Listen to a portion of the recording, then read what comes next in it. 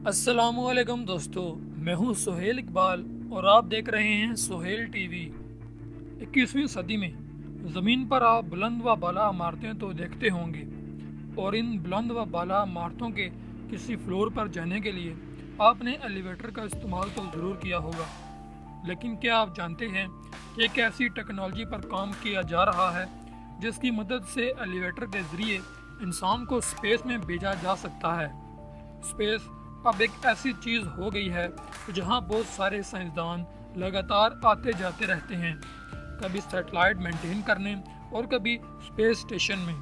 और ये सवाल हमारे दिमागों में ज़रूर आता होगा कि कब स्पेस में आम इंसान का जाना मुमकिन होगा।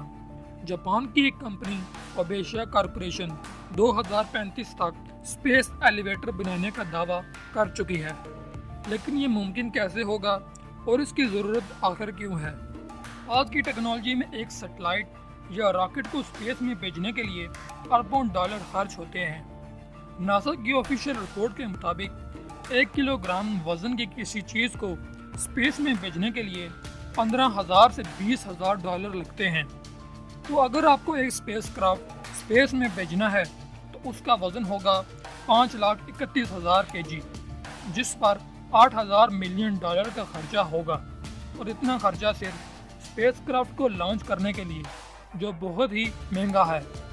और इतना ही नहीं, इसे स्पेस में जाने के लिए भी बहुत वक्त लगता है, क्योंकि रॉकेट लॉन्च होने के बाद कभी भी ज़मीन से सीधा ऊपर जाकर स्पेस में नहीं जाता, बल्कि इसे ज़मीन के गिर्द घूमते हुए ज़मीन की ग्रेविटी की मदद से स्पेस में जाना पड़ता है।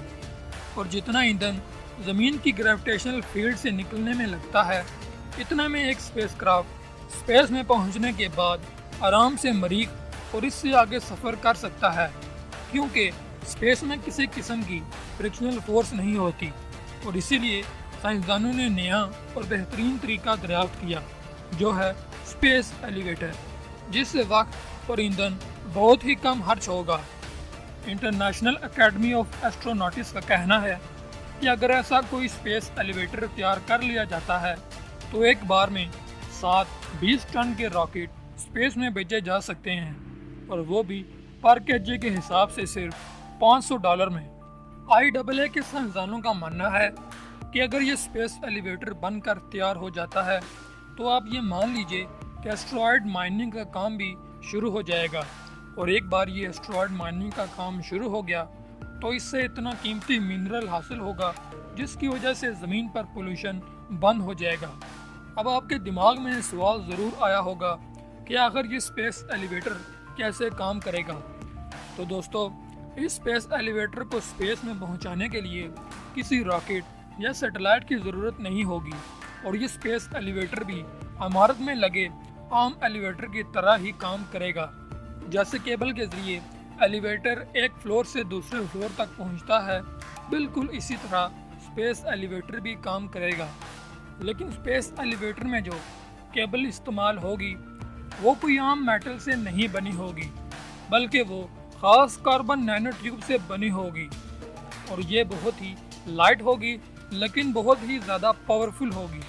और सिर्फ इसका एक धागा आपके बाल से 1000 गुना पतला होगा, लेकिन इसके बावजूद भी ये स्टील से भी ज़्यादा ताकतवर होगी। लेकिन अब सवाल ये आता है कि आखिर कैसे स्पेस एलिवेटर से जुड़ी ये केबल वर्टिकल होकर खड़ी रहेंगी।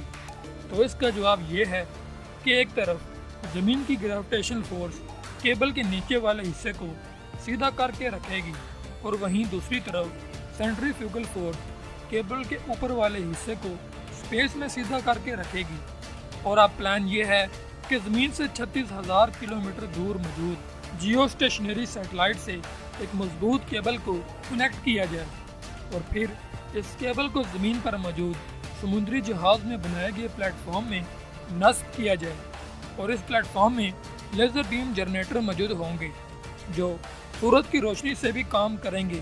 फिर एलिवेटर को उनके ऊपर रखा जाएगा, और इसके बाद लेज़र बीम एलिवेटर के नीचे नस्ब किए जाएंगे, और फिर जनरेटर के ज़रिए एलिवेटर की मोटर काम करना शुरू कर देगी, जो एलिवेटर को ऊपर की तरफ एक्सेलरेट करेगी। आज नासा के कई साइंसदान स्पेस एलिवेटर बनाने में लगे हैं। लेकिन सबसे पहले रशियन रॉकेट साइंटिस्ट कॉन्स्टेंटिन ने इस आइडिया को दुनिया के सामने रखा। इन्होंने एफिल टावर को देखकर स्पेस एलिवेटर बनाने का आइडिया पेश किया था। इनका कहना था कि अगर इंसान इतनी बड़ी बड़ी बिल्डिंग बना सकता है तो वो कोई ऐसा मीडियम भी बना सकता है जिससे इंसान खला में आसानी से जा सके। इंटरनेशनल एकेडमी ऑफ एस्ट्रोनॉटिक्स का कहना है कि पहला स्पेस एलिवेटर 221 माइल्स तक पेलोड डिलीवर कर सकेगा और इसका नमूना 2025 तक पेश किया जाएगा। दोस्तों, मुझे उम्मीद है कि आपको आज की वीडियो अच्छी लगी होगी। अगर आपको आज की वीडियो अच्छी लगी तो इसे लाइक कीजिए और मज़ीद इस तरह की वीडियोस के लिए हमारा यूट्यूब चैनल ज़रूर सब्सक्राइब करें। आज की वीडियो के लिए सिर्फ इतना ही। अब मैं मिलता हूँ आपको अगली वीडियो में। तब तक के लिए मुझे दीजिए इजाज़त। अल्लाह हाफिज़।